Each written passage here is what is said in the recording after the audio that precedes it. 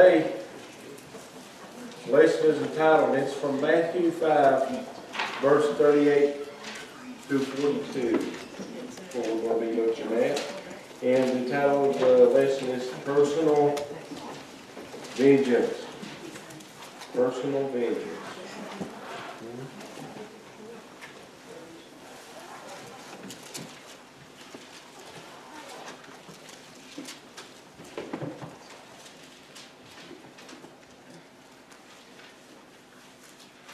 When someone treats you wrong, how do we respond?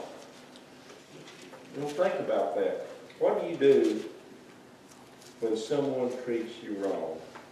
You know, one of the obvious things that happens is we may feel hurt, we may feel a little bit angry, or maybe we feel a lot angry. Do you react in kind? Are we kind when someone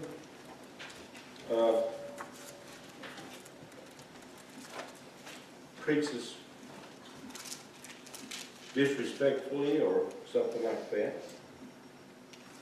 In Matthew 5, starting at verse 38, ye have heard that it hath been said, an eye for an eye and a tooth for a tooth. But I say unto you, yet ye resist not evil. But whosoever shall smite thee on thy right cheek, turn to him the other also. And if any man will sue thee at the law, and take away thy coat, let him have thy cloak also. And whosoever shall compel thee to give a mile, go with him twain, or two. Give to him that asketh thee, and from him that would borrow of thee, turn not thou away. Let's pray. Heavenly Father, thank you for blessing us to here together tonight. And we pray, Lord, that there be something said here tonight that will touch us in some way and will cause us, maybe if we see our wrongs or see that we may need to make some adjustments in our life, that we'll be brave and courageous enough to do so. Lord, we pray that we will ask thee, invite thee to walk with us throughout every day of our life. In Jesus' name we pray. Amen. Do we react in kind? Today's society sometimes instills upon us to seek vengeance, does it not?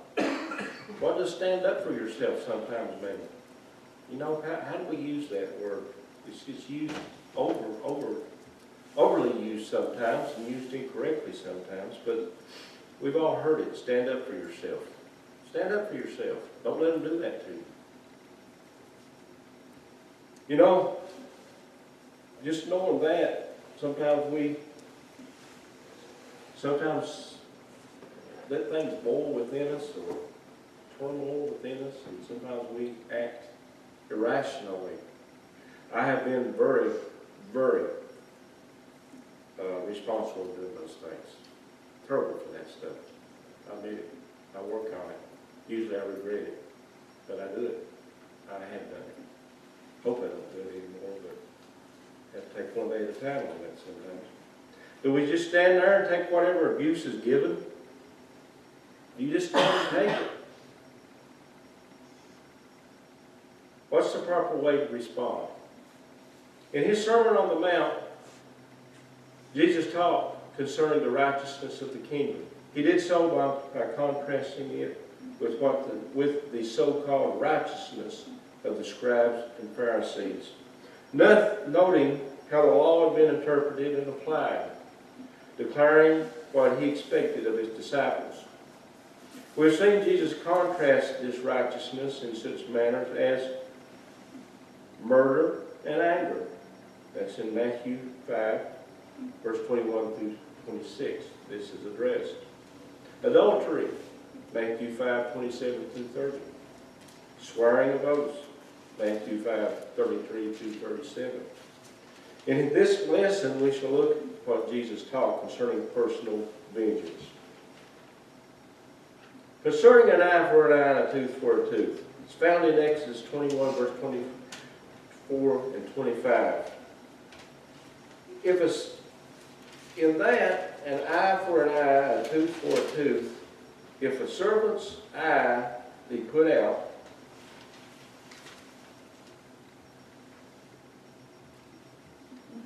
he may be freed. He may be set free.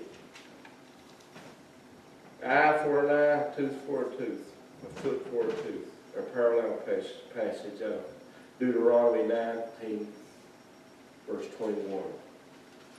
These statements were laws for civil courts to apply. These statements at this day and time were put into effect in a legal standpoint, from a legal standpoint, and it was put in effect somewhat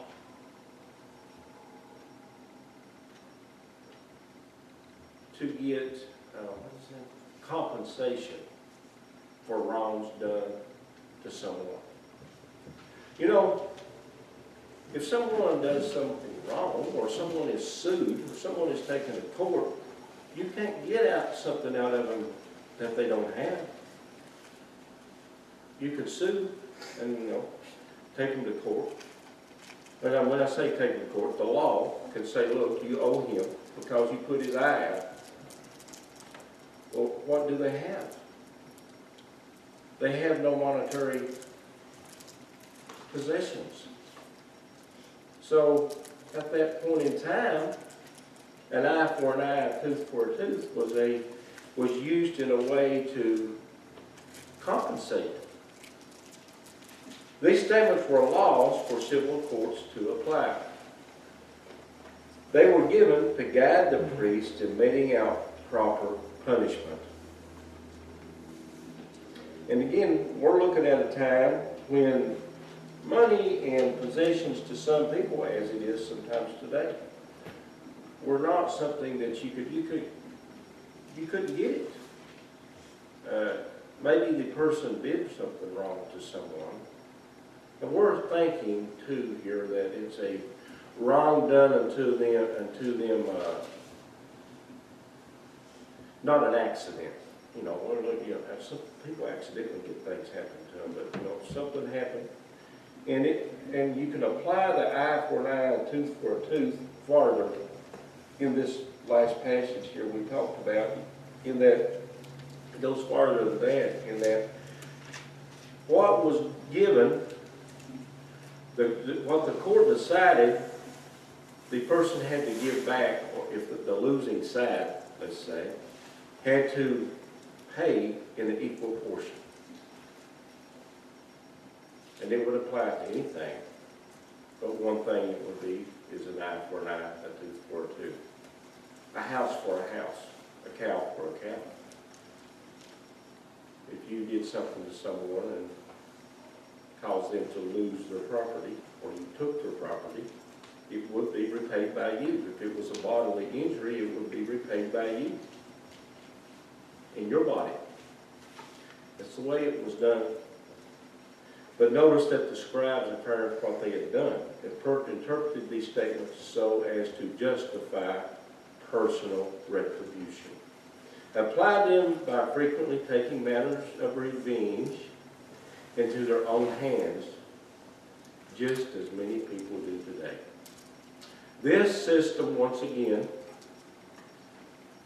well, I guess I shouldn't say once again, this system had become corrupt. Just like many systems today that we look at, many things we look at, not just the system such as the court system, people corrupted it. And they used it, and in this manner, at this time, frequently to take matters into their own hands. In that, depends on who's in the court system, who's before the judge. Just who is it? These two people, or the first case may not matter to them, meaning they have no interest whatsoever in it, in that I don't know these two people. But then the next one, they may have an interest in it. And what would happen was They would take matters of revenge into their own hands. The law repeatedly forbade personal vengeance. In both Old Testament and New Testaments, the matter of personal vengeance was to be left up to God and his duly appointed agent of the civil government. That's Romans 12, verse 19, and Romans 13, verse 1 through 4, if you care to look it up.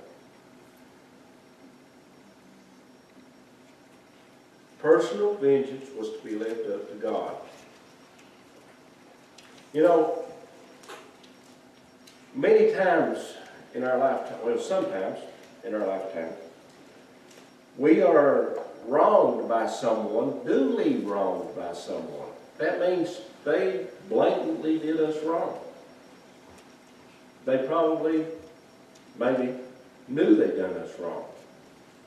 And uncaringly, we were injured in that process in many ways. We could be injured personally, emotionally, or perhaps many different ways. When I say injured in this respect, I don't mean a bodily injury always. You know, hurt your feelings, made you look bad, made you lose your job, took your job, kept you from getting a promotion. All those things and more will cause someone sometimes to first, and it's a normal thing for us to feel somewhat angry at first. You know, oh. Some people just say, shucks. Some people say, And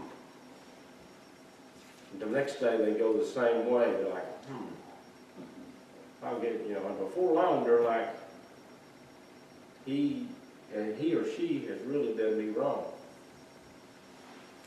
Sometimes it builds within our mind and hearts way out of proportion. Have we ever been a victim of blowing things way out of proportion when it's really not going to matter, when it's all going to come out in the wash, as to say? It's not going to make any big difference. It just upsets you for a little while, or maybe 2 or 3 for a little while. Get over it. The getting over it part is sometimes hard for us to drop the matter. You know. I say this because I've been a victim of this. Just keep thinking about it. It's up there like a copperhead. My dad come. And it does. And it has. And I've struck. I hate it. But I do. I've done it. Which means I've got a past. And we still live in a world today that we sometimes take vengeance on things or take advantage. You know, it's hard to say vengeance. We sometimes use the word take advantage of the situation. We sometimes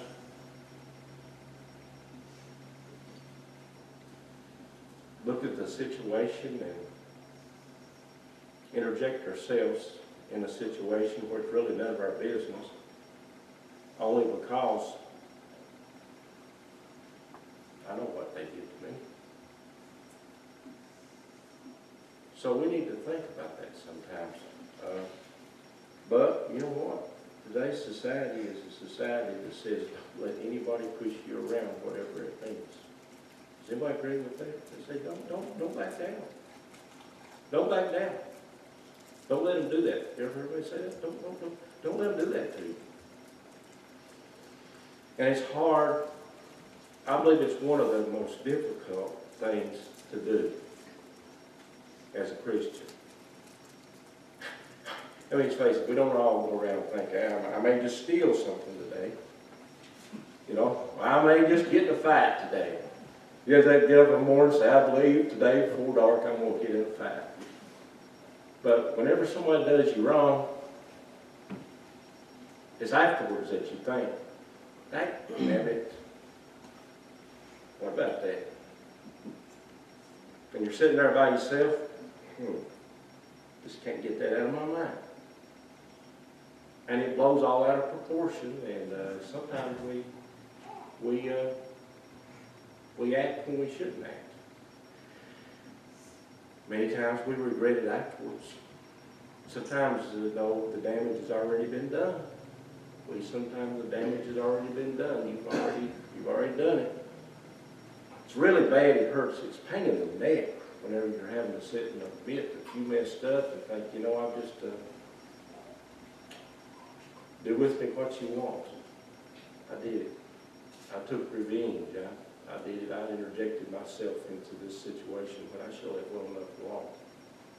Another part of revenge. Sometimes we get involved in things when it's really none of our business. Only because of what they did to me. What they did to me. They made me mad. Made me look bad. Made me look whatever. You need to watch. There really is no difference between the law and what we find in the New Testament in this regard. Personal vengeance has no place in the lives of those who are the children of God. Jesus proclaimed two principles. Do not resist an evil person. Not only should you not take vengeance into your own hands, but don't even oppose the evil person when the evil is being done. Now, I looked at this and thought about it. That's what it says to do. But in context, it does say vengeance. It doesn't say you can't protect yourself bodily against someone. When we say vengeance, we're thinking above and beyond. You know, instead of letting things go, you're going beyond. Maybe you and I had a disagreement, and you know, a disagreement happens many times in churches and in all around, and that means I believe what I believe here, and we just can't get on level ground. You know, it's how you handle that can be good or bad. And I always look at it, if we didn't disagree, we weren't thinking.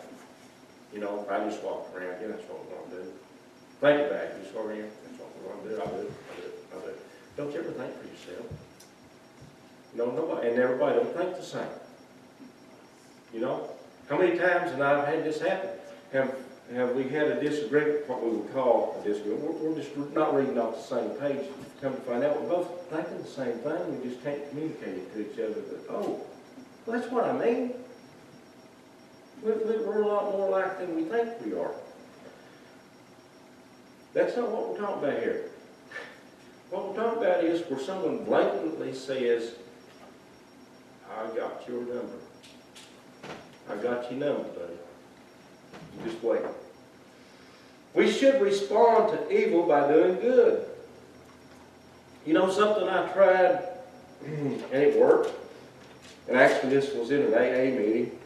It was talking about anger and all this stuff. And they said, you know what you need to do? I find if I am, pray for that person. And he said, after about 4 times, I bet you that you'll feel a little bit better about that. And it worked. It does work. Pray for that person. But it may take a while, because remember, you're working with your own anger within here, within ourselves. And you personally know how ornery you are. You know how ornery you are. So sometimes it takes a while. But sometimes we have to ask God to help us out. Say, look, you know, I'm this angry person. I want to just let the fire out of him. But I know I can't. So help me from not doing that. And it may take a while. It may take a few prayers. But I tried that, and it does work. But, you know, don't expect it overnight. Don't expect it overnight. It may happen overnight. And there may be some people that don't get angry. And there are those people that says, I just don't understand why you get mad about something. Or get vengeful about something. If it doesn't apply to you, you're fortunate and you're blessed. But if it does apply, try that. It does work. It does work. Respond to evil by doing good. Do good. Help someone. Respond to evil. Sometimes it's good to avoid the evil. But sometimes we need to face the evil. The person that we are vengeful against. And do good to them. Open the door for them. Open the door for them if you do. Make it a point if you see them to speak to them. They may not talk to you. But you know what? After a little while, you'll feel better that you did. I spoke to you, you didn't speak to me, but you know, I don't care. I did. I was friendly. Try that. It works. It works. In summary, in summary, we're almost done. The teaching of Jesus concerning responding to evil, we are not to resist evil.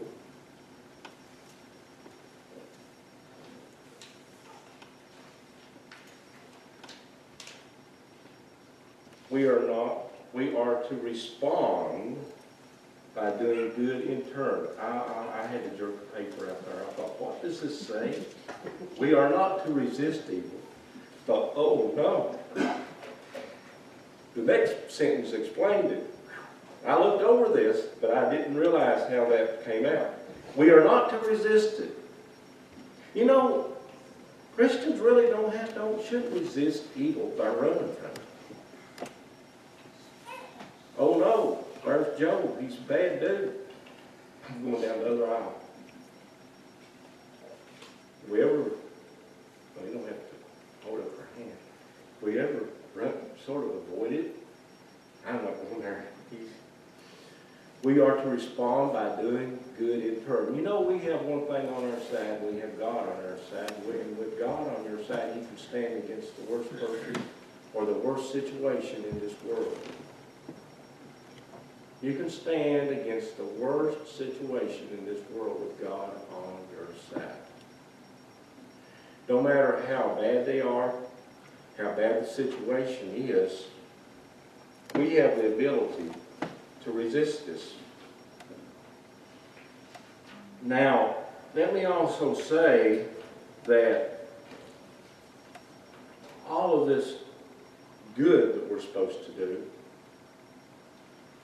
is only possible through Jesus Christ.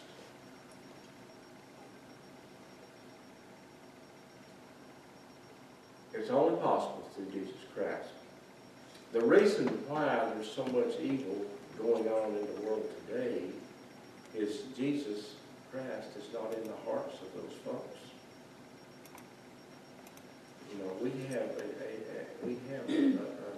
a Savior on our side, and that's going to help us to resist the evil and to resist vengeance. Resist vengeance. We're no different from them, just forgiven. And we have been baptized and to walk in the newness of life. And we have accepted Christ into our lives. And to use Christ as a tool. You know, we're really messing up if as Christians we are angry, bitter, jealous, envious, and all those things. You know why? Because we have a tool with us that we're not using. I mean, how many of you guys, maybe you girls, ladies too, like it whenever somebody says, boys, I wish we had one of them our big hammers to hit them. Well, I got one. I'm going to go get my big hammer for you. Here it is. It's big. I've got what it takes. I've got the tool that it takes to fix that. We just had one of them there, one of them big drills. I just have to have one of them too. Let me go get it. Here's my big drill. I'm prepared. You know, as Christians, we've got all those tools. We've got the big hammers and the big drills, the big brooms to sweep the troubles away in Jesus Christ. But you know, we don't pull it out and use it when we need to. We go back to the way we were, and the way we were before Jesus entered our lives sometimes. And we think the old way. And we think, I've got your number. Your day will come. And unfortunately, we usually sometimes wake up to it, sort of like, what am I doing? What am I doing? What have I done? That's the big question. Have you said something you wish you will later regret? Have you done something you will later regret? And that's where vengeance gets us into trouble. That's where we were divert back to not getting our tools and abilities that Jesus gives us to use, before we divert back to using our worldly things. I'm going to get you. So we need to watch that. We are to respond by doing good in turn. We may never face the exact situations Jesus used to illustrate this point, but principles can be applied to so many things we do face. For example, how people treat us at work, in our communities, in our own families, and in the church. When mistreated, take the challenge to see how you might overcome evil with good. What I want you to do, well, we go to the last thing. Then your righteousness will exceed that of the scribes and Pharisees. Then your righteousness will exceed that of the scribes and Pharisees. What I want you to do is think back throughout the coming days. And we all have these situations. Different situations, and we're talking about personal vengeance. Now, where personal vengeance starts, it is a seed that grows in anger. The anger, from a seed of anger. That's where it starts. That's where personal vengeance comes from. From the seed of anger that's in our hearts. And we get angry. Then it grows into the tree of vengeance. And that tree pollutes our whole mind and body. And then we lash out to those involved, and sometimes do things we wish we had not done after it's over. So what I want you to do, and it's sort of neat, is think back of things, situations that you have been in, how you handled them.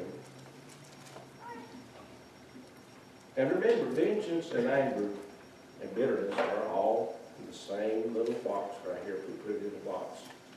Don't just have to be vengeance. How about anger and vengeance?